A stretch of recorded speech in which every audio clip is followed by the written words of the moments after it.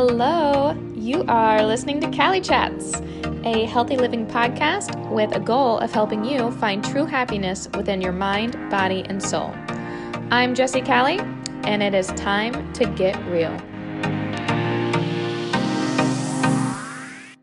Hello, welcome to another episode of Cali Chats. Yay!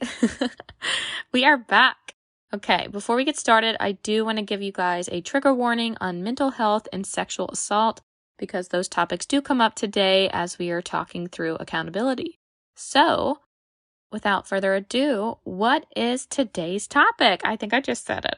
Accountability, specifically personal accountability. So what exactly is that?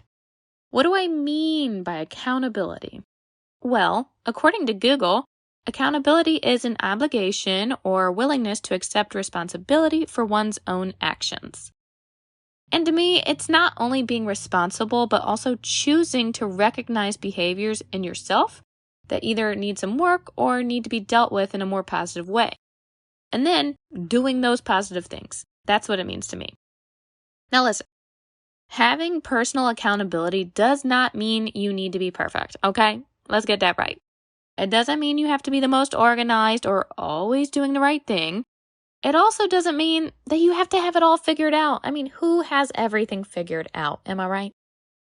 What it does mean is choosing to take responsibility for your own words, actions, and behaviors, and for the outcomes that they produce. And then, furthermore, managing those outcomes if necessary. It also means doing the things that you have told yourself you're going to do and then accomplishing them. One big note I want to make clear before we move on in this discussion is the fact that your mental health and personal accountability go hand in hand. Without accountability, you can start to feel out of control. Out of control. And it's important to always keep an eye on your mental health. Today, I'm going to share a little bit more insight into my journey and how accountability has always been key for me in my growth journey. I will also be introducing our first ever Cali Chats series that will start in April. So stay tuned until the very end. All right, so as usual, let's hop into a bit of story time. And then next, we will walk through some common mistakes we make when it comes to accountability. And then lastly, we will talk through benefits and why you need more personal accountability. So, I'm going to take you back to last week. It was the last weekend in February 2021. As you all know, I have chosen to move back to Memphis and am currently in the process of moving all of my things back from Nashville. I also just finished the best first solo trip ever to Disney World. I love Disney. And I've also been celebrating a couple family birthdays, and my life has been pretty hectic. Fabulous, really, but hectic as of late. And then it happened. Things were finally calming down. I got on the road to head back to Nashville to pick up another load of stuff to bring home. And there you have it. It was silent. I was alone. Alone in my thoughts. I hit some traffic, and obviously I got frustrated, and boom, it hit me. Like a ton of bricks. This was the last few days of February, and that meant March was here. March. I hate March. I hate March. I didn't always hate March, but I do now. I hate it, and I hate that I hate it. It's quite the cycle. 5 years ago, on one terrible night in March, I was raped, and my virginity was taken away. Every day I get better. Every day I get stronger. But in March, my body falls weak. It was the weirdest thing the morning of my drive. I felt so weird. I felt so tired. My body ached. And I really didn't know why. I didn't understand why until I was sitting in that traffic. Until all those red lights were in front of me and I was just sitting in traffic. March. Up until this year, I've always allowed my depression to take over in March. I fall silent, I break down, I retreat, I cry, I hurt, but I always eventually pick myself back up. The problem was I allowed my depression to consume me. And what makes that bad is that one day, if I continue to let this consume me, I may not be able to pick myself up the next time. And that's what's scary about it. As I'm talking to you guys right now, I literally have a tear that just fell out of my eyes. Just one little tear, because like anytime I talk about this, I do get emotional. It's feelings, it's pain, it's heartbreak. There's all these feelings that we have, and it's okay to feel them. In therapy, I always learned about accountability. Once I had worked through the actual pain of that night, accountability became key. Building up my army and continuing to choose the next right thing always. But when I do fall short, I recognize it quickly and I move past it to do better and be better. But I wasn't always like that. It's time for you to do that too. We weren't put on this earth to wallow in self-pity. We were put on this earth to live fully and to love. It can be so extremely hard early on in pain to hold yourself accountable. Even later, it can still remain a challenge. But you have to push through that pain so that one day it won't hurt like that anymore. One day you will have clarity, I promise you. One day you will have peace and you will know how to cope. But you must remain accountable. So what makes this so hard? The most common of mistakes when trying to remain accountable is 1, excuses, and 2, justification. Man, our brain is a beautiful, fabulous, tricky thing. I know this because one of my best friends is in neuro stuff. I'm just kidding. No. Hey, Megan. No, I just mean it. Like our mind is crazy. It's crazy. You know, the things that it can do. If you aren't sure if you do these things, think through this. Have you ever changed the story or softened the facts of something? Or claimed partial responsibility, but really not at all? Or you refer to a past experience that is at fault, like, no, it was that thing, that's what's wrong. Or shifting the topic to something less important and pretending that is the issue. Or lastly, comparing yourself to others who were just as lacking in accountability. You done this? Relate to any of that? If so, it's time to take a hard look at your personal accountability.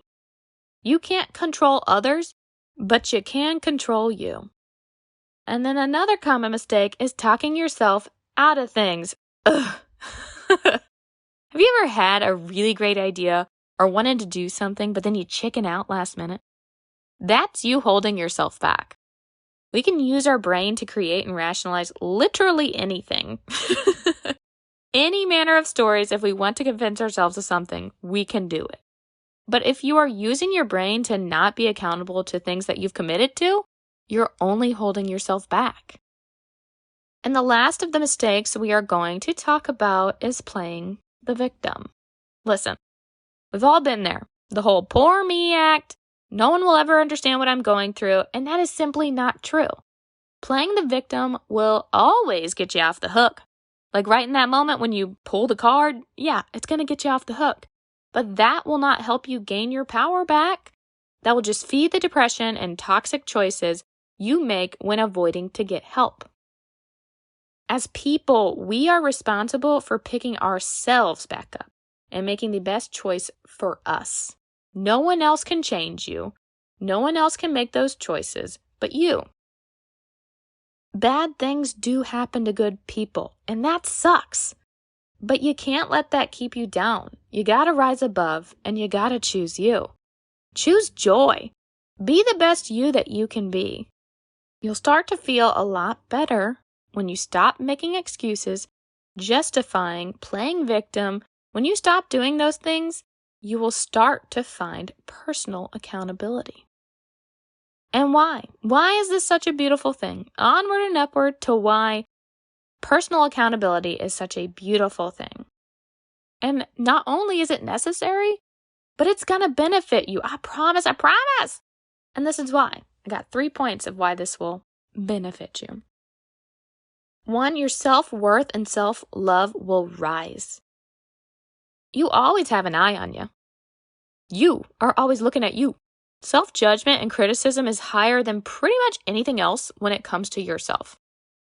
You are your biggest critic. When you begin to hold yourself responsible and make better choices, you will naturally start to feel healthier, be better, and love yourself more. It really is just like that. Like, it's weird. It's weird to talk about that, but it's so simple when you think about it like that. You look at you, so if you make better choices, you're gonna like yourself better, okay? So your self-worth and self-love will rise. 2, your goals become achievements and you will run to opportunity.